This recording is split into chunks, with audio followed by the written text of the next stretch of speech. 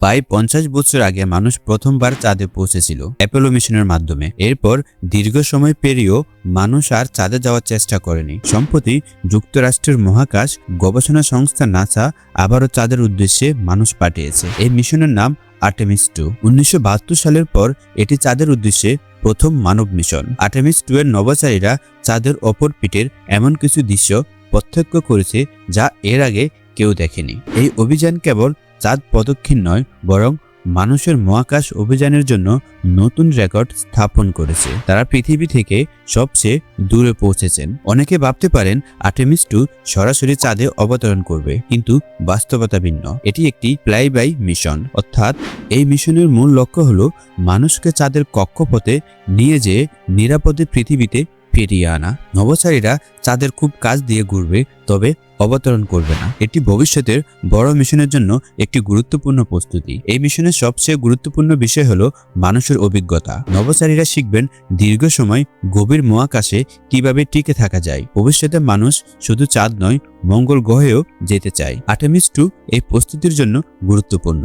মিশনের ক্রু 4 জন, তাদের মধ্যে 3 জন আমেরিকান এবং 1 জন কানাডিয়ান। তারা হলেন mission commander Reid Wiseman, mission বিশেষজ্ঞ Christina Koch, pilot Victor Glover, Canadian mission বিশেষজ্ঞ জেরেমি হানসেন। এই মিশনের পরিকল্পনা 1968 সালের অ্যাপোলো 8 মিশনের আদলে করা হয়েছে। অ্যাপোলো 8 ছিল মানুষের প্রথমবার চাঁদ প্রদক্ষিণের অভিযান। সেই সময় নভোচারীরা মহাকাশ থেকে পৃথিবীর উদয় এবং আর্থরাইজ দেখেছিলেন। আর্টেমিস 2 এর ক্রুও চাঁদের অপর পাশ থেকে পৃথিবীর অসাধারণ ছবি তুলেছে। অ্যাপোলো 8 এর সময় পৃথিবী চাঁদের পটভূমিতে 97 কিলোমিটার উচ্চতা থেকে দেখা গিয়েছিল। আর্টেমিস 2 এর ছবিতে উচ্চতা প্রায় 7000 কিলোমিটার, বলে পৃথিবী মহাজাগতিক পরিপ্রেক্ষিতে ছোট দেখায়। অ্যাপোলো 8 এর নভোচারীরা হঠাৎ করে দৃশ্য দেখেছিল, তাই দ্রুত ছবি তুলেছিল।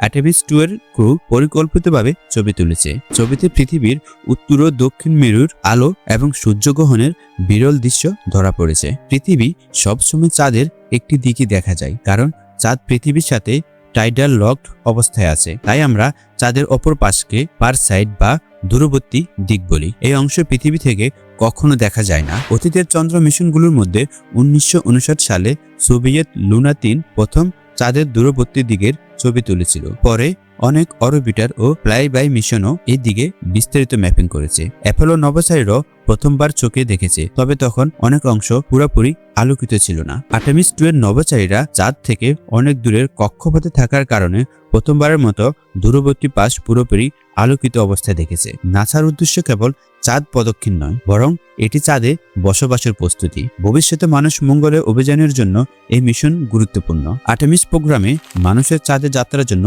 ব্যবহার করা হয়েছে Orion MCB multipurpose crew vehicle. এটি 6 জন ধারণ করতে সক্ষম, তবে এই মিশনে 4 জন নভোচারী নিয়ে গেছে। ওরিয়ন MCB কে উৎক্ষেপণ করেছে শক্তিশালী SLS রকেট, যা 2011 সালে নির্মাণ শুরু হয়েছিল। এটি বর্তমানে পৃথিবীর সবচেয়ে শক্তিশালী রকেট। অ্যাপোলো প্রোগ্রামের স্যাটার্ন 5 রকেটের তুলনায় SLS সব দিক থেকে এগিয়ে। 2026 সালে আর্টেমিস 2 সফল হলে 2028 সালে আর্টেমিস 3 সরাসরি চাঁদে অবতরণ করবে। আর্টেমিস 4 এর মাধ্যমে চাঁদে একটি স্থায়ী ঘাঁটি তৈরি হবে। 2030 সালের মধ্যে স্থায়ীভাবে একটি বেস ক্যাম্প স্থাপন করা হবে। সম্ভাব্য স্থান চাঁদের দক্ষিণ মেরুর শাকেলটন ক্যাটার। এই ক্যাটারের তলদেশ বরফ থাকার সম্ভাবনা আছে। পানি থেকে হাইড্রোজেন এবং অক্সিজেন উৎপাদন করে রকেট জ্বালানি তৈরি করা সম্ভব। যদি চাঁদে পানি পাওয়া যায়, চাঁদকে গ্যাস স্টেশন হিসেবে ব্যবহার করা যাবে। আর্টেমিস প্রোগ্রামের প্রথম লক্ষ্য এই পানি অনুসন্ধান। আর্টেমিস মিশনের একটি বড় পার্থক্য হলো লুনার গেটওয়ে। এটি চাঁদের চারপাশে ঘূর্ণায়মান একটি স্থায়ী মহাকাশ স্টেশন। নাসা, কানাডিয়ান, ইউরোপীয় এবং জাপানিজ মহাকাশ সংস্থার যৌথ উদ্যোগে এটি তৈরি হচ্ছে। লুনার গেটওয়ে চাঁদে অভিযান পরিচালনার জন্য গুরুত্বপূর্ণ। এটি আন্তর্জাতিক মহাকাশ স্টেশনের তুলনায় ছোট, তবে একসাথে একাধিক মিশন পরিচালনা করতে সক্ষম। চাঁদে অভিযান এবং লুনার গেটওয়ে স্থাপনের মাধ্যমে মানুষ ভবিষ্যতে পৃথিবী এবং চাঁদের মধ্যে নিয়মিত যাতায়াত করতে পারবে। মিশন সফল হলে চাঁদকে কেবল গবেষণা কেন্দ্র নয়, বরং মঙ্গলের অভিযান এবং মহাকাশে স্থায়ী মানব বসবাসের প্রস্তুতির কেন্দ্র হিসেবেও ব্যবহার করা যাবে।